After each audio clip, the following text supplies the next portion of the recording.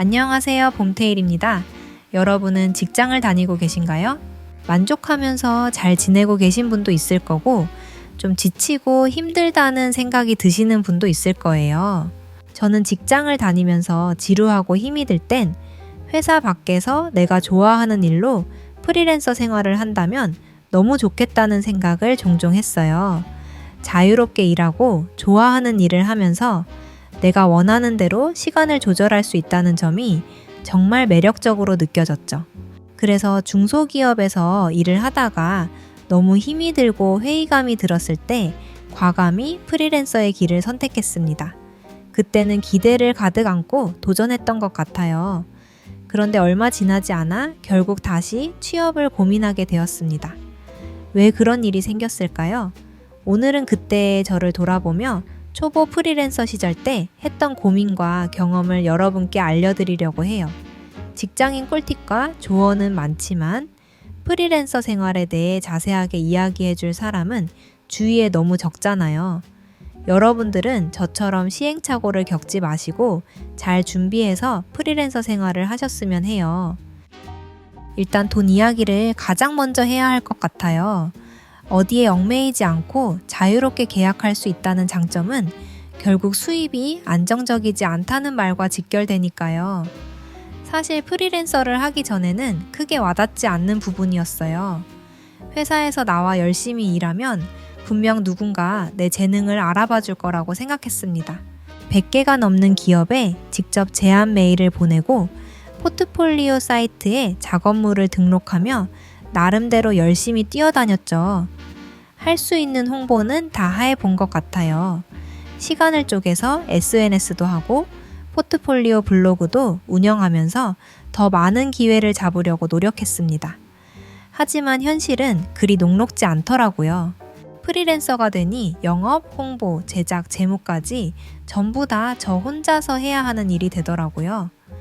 직장에서는 모두가 월급을 받아가며 분담해 일을 하지만 프리랜서로 일을 할 땐 계약이 성사되고 돈이 들어오기 전까지 무급으로 일을 하는 것과 다름이 없었어요. 프리랜서로 1년간 활동하면서 벌어들인 수입은 정말 참담할 정도였습니다. 1년간 벌어들인 수입은 회사에 다닐 때의 4분의 1도 안 되었으니까요. 클라이언트들에게 긍정적인 평가를 받은 작업도 있었고 어느 아이돌 캐릭터를 만드는 등의 좀 큰 외주를 맡기도 했지만 그게 매달 꾸준히 이어지는 것은 아니었어요. 그리고 프로젝트를 진행하게 된다고 하더라도 일정이 바뀐다거나 돌연 취소가 된다거나 하는 등 한 프로젝트 내에서 수많은 변동이 존재하기도 해서 새벽까지 일을 하게 되는 경우가 생기기도 했습니다.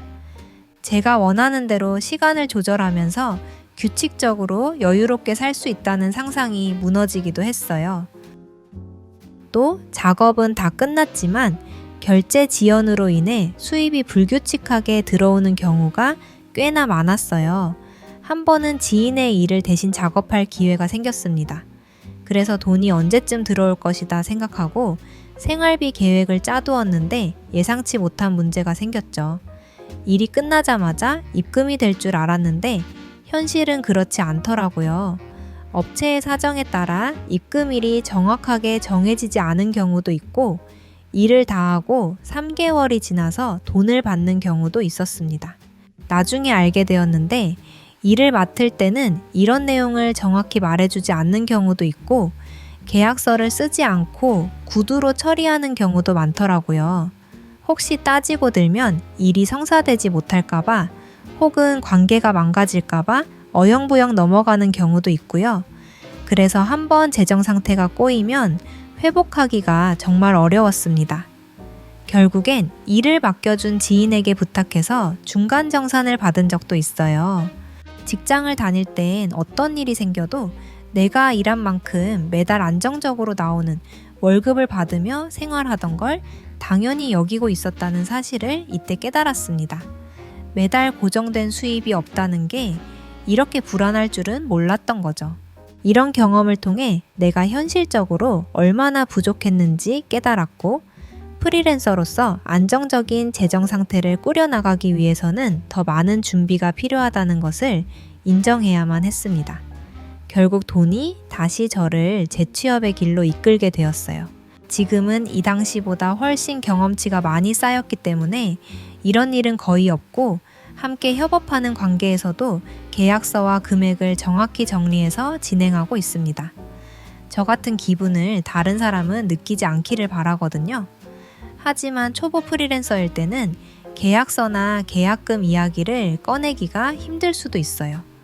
그래서 프리랜서를 시작하려고 준비하고 계시다면 이런 리스크가 있다는 것을 알아두셨으면 좋겠어요. 두 번째로 프리랜서를 그만두게 된 계기는 회사가 주던 혜택들 때문이었어요. 초보 프리랜서 생활 중 가장 그리웠던 것 중 하나는 회사에서 제공하는 복지 혜택 부분이었어요. 퇴직금, 건강보험, 산업재해 보상, 연말정산 같은 것들이요. 직장을 다닐 땐 당연히 회사에서 해주던 것들이 내가 고민해야 하는 부분이 되는 순간부터 복잡해지더라고요. 그리고 프리랜서로 일할 때는 주로 집에서 일을 했는데 스스로 업무 루틴을 잡는 게 생각보다 어려웠어요. 회사는 정해진 시간에 출퇴근을 꼭 해야 하니까 강제로라도 규칙적으로 살게 되는데 집에서 일을 하니 점점 게을러지는 걸 느끼면서도 그걸 바로잡기가 쉽지 않더라고요. 그때 깨달았습니다. 잘 갖춰진 사무실에서 정해진 시간에 일하는 게 집중력 유지에 얼마나 중요한지 말이에요. 그리고 적절한 업무 환경을 제공해주는 것도 회사의 혜택 중 하나였다는 사실을요.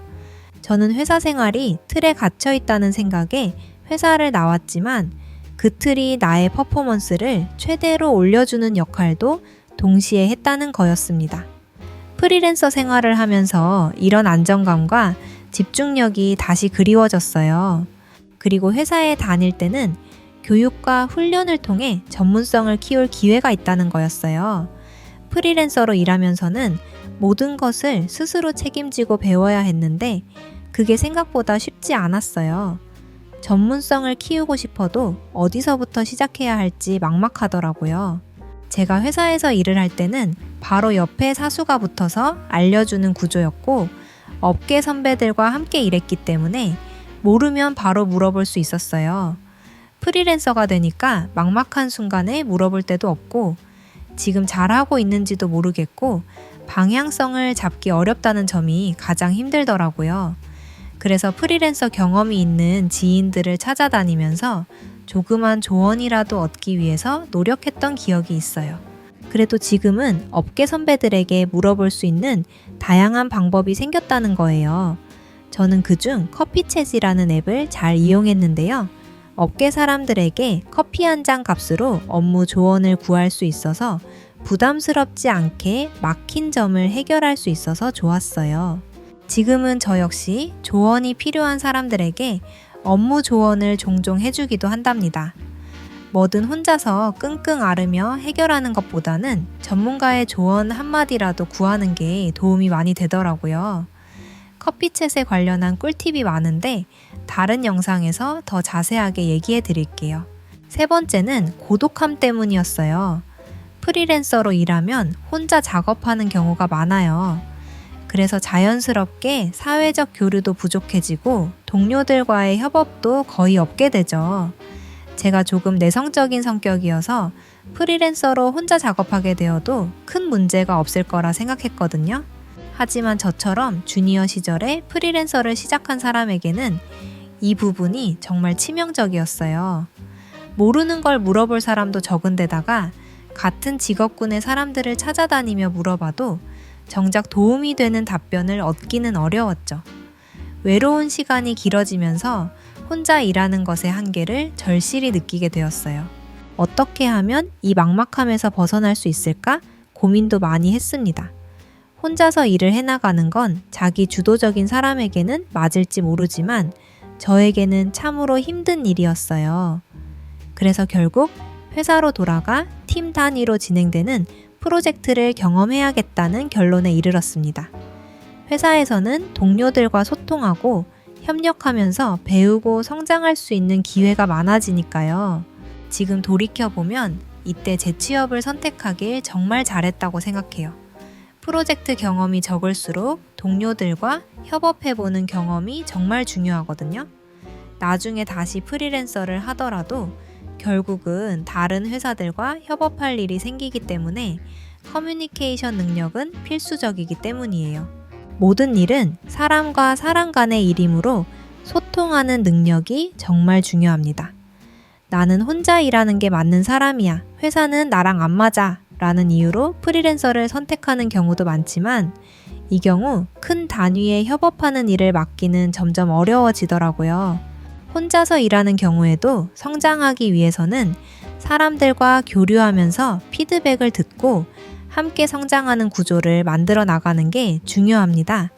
회사에 소속된 경험이 없더라도 같은 업계 사람들과 사이드 프로젝트를 함께 해본다거나 다른 에이전시에서 협업 프로젝트를 받아서 참여해보는 등 작은 경험이라도 쌓아보면 좋습니다. 작은 아르바이트를 하더라도 내가 피드백을 받으면서 조금이라도 성장 경험을 쌓을 수 있는 일을 선택하시면 좋겠습니다. 마지막으로 제가 프리랜서를 그만두었던 이유는 빠르게 성장할 수 있는 기회가 적다고 느꼈기 때문입니다. 보통 프리랜서로 일하면 자기 전문 분야에서 깊이 있는 경험을 쌓을 수 있다고 생각하죠. 맞는 말이긴 해요. 하지만 이게 단점이 될 수도 있다고 생각하는 순간이 찾아왔어요. 저는 캐릭터 디자인이나 일러스트 쪽에 프리랜서를 했었는데 동화책이나 학습지에 그림을 그려주거나 다른 프로젝트의 이미지 소스를 작업하는 정도였죠. 이렇게 특정 분야에만 한정된 일을 하다 보니 더 다양한 프로젝트를 경험할 기회가 적더라고요. 특히 내 작업이 메인이 되는 일, 그러니까 내 프로젝트라고 자신 있게 말할 수 있는 일은 거의 없었어요. 물론 인지도가 높고 경력이 많은 프리랜서라면 더 나은 기회가 올 수도 있겠지만 당시 저는 주니어급의 신입 프리랜서였으니까요. 더 좋은 기회를 잡기 쉽지 않았죠. 하지만 회사에서는 훨씬 더 다양한 프로젝트를 경험할 수 있는 기회가 많죠. 실제로 제가 회사에 있을 때 억대 예산이 걸린 대형 프로젝트에 참여할 수 있었고 그 과정에서 경력이 크게 성장하는 걸 느꼈어요. 프리랜서로 10년, 20년 걸려 경험할 일을 회사에서는 단기간에 여러 번 경험할 수 있었죠. 이러한 기회를 통해 경력도 빠르게 쌓을 수 있었습니다. 오늘은 프리랜서로 일하면 멋진 점도 많지만 그에 따른 어려움도 적지 않다는 걸 여러분과 나누고 싶었어요. 이 1년간의 경험을 통해 내가 진정으로 원하는 삶의 방식이 무엇인지 진지하게 고민하게 되었고 이때의 프리랜서 생활은 저에게 정말 큰 자산이 되었고 그때 회사를 그만둔 것을 후회한 적은 한 번도 없었습니다. 그러나 좀 더 실력을 쌓고 안정적인 재정 상태를 만들 수 있을 때 프리랜서에 도전하는 게 더 현명하겠다는 생각이 들었습니다. 실제로 전 1년간의 프리랜서 생활을 그만두고 다시 회사로 돌아가 7년 동안 경험을 쌓고 다시 퇴사를 결심하게 되었어요. 이번에는 온전히 제 작업물로 살아가는 나만의 것을 만들고자 합니다. 이렇게 여러분과 제 이야기를 나눌 수 있어서 정말 기쁩니다. 여러분의 프리랜서 경험은 어땠나요? 혹은 프리랜서를 꿈꾸고 계신다면 어떤 삶의 형태를 원하고 계신가요? 궁금한 점이 있는데 물어보실 곳이 없으신가요? 댓글로 저에게 공유해주세요. 저처럼 고민하시는 분, 회사 일 말고 다른 일이나 꿈을 생각하시는 모두에게 제 경험을 공유해 드릴게요. 제가 작은 도움이 되었으면 좋겠어요. 그럼 다들 행복한 하루 보내시길 바라며 다음 영상에서 만나요. 오늘의 봄테일이었습니다.